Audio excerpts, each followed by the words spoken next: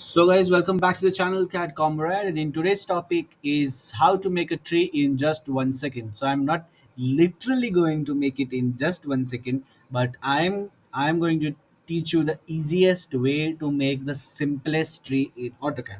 Just you have to do is just press the circle command, which is C, enter, make a circle of your choice of whatever size of the tree you want, and then just make a smaller circle from the center, just as small as just a point, or just bigger than it, just like let's say 10 will be enough. So this is the simplest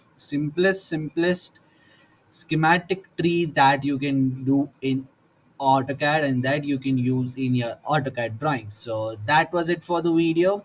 I am making a whole series of 7 trees, how to make the easiest trees in AutoCAD by your own. If you don't like the ready-made blocks, just like me, so this is the best way you can do it. So stay tuned, and if you liked it, share it with someone who may need it.